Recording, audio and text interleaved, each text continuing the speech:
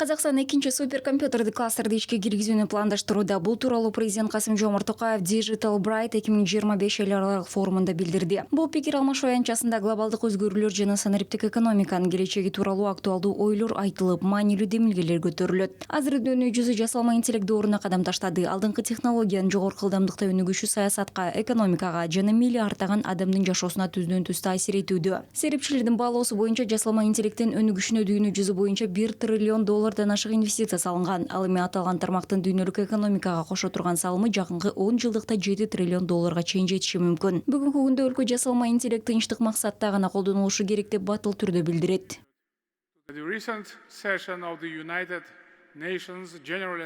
Жакында буунун башкы ассамблеясынын сессиясында мен Казакстандын уюмдун алкагында жасалма интеллектти башкаруу боюнча глобалдык диалогдун ишине катышууга даяр экенин ырастадым. Биз өнөктөштөрүбүздүн демилгелерин, анын ичинде Кытайдын жасалма интеллект тармагындагы глобалдык кызматташтык уюмун түзүү жөнүндөгү сунушун колдойбуз.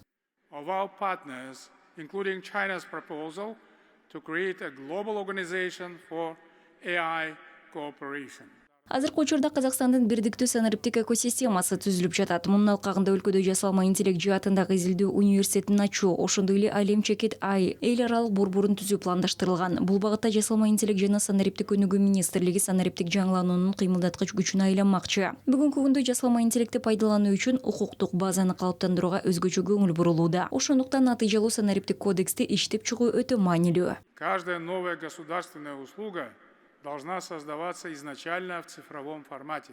Ар бир жаңы мамлекеттик кызмат көрсөтүү эң оболу санариптик форматта түзүлүшү керек. Мунун сунушталган маалыматтарды кайра суроонун кереги жок. Мындан бөлөк мамлекет менен жарандардын карым-катнашына байланыштуу бардык нормативдик актылар бекитилгенге чейин милдеттүү түрдө санариптик экспертизадан өткөрүлүшү зарыл. Ошонун натыйжасында жарандар менен ишкерлер бюрократиядан кутулуп, алардын мамлекеттик институттарга болгон ишеними бекемделе түшөт.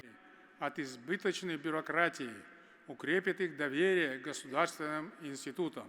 Президент санариптештирүү жана нейрондук тармактарды кеңири колдонуу Казакстандын мамлекеттик башкаруу системасынын жаңы философиясына айланышы керек экенин белгиледи. Чоң маалыматтарды иштеп чыгууга жана катаандоого жөндөмдүү акылдуу технологиялар стратегиялык пландаштыруунун натыйжалуулугун да жакшыртат. Форумдун ардактуу коногу Венгриянын президенти Тамаш Шуйок өз сөзүндө жасалма интеллект адам укуктарын жана этникалык нормаларды эске алуу менен өнүгүшү керектигин айтты. Ал ошондой эле Казакстандын жетишкендиктерине токтолуп, өлкө акыркы 10 жылдыкта технологиялык өнүгүү хабдарынын бирине айланганын белгиледи. Форум кийинки жылдан баштап өз аталышын IL Bright деп өзгөртөт. Аты башка болгон менен заты ошол бойдон калат. Технологиялык алыптар менен стартаптар, бизнес менен илим, мамлекет менен коом арасындагы байланыш көпүрөсү болуусу керек.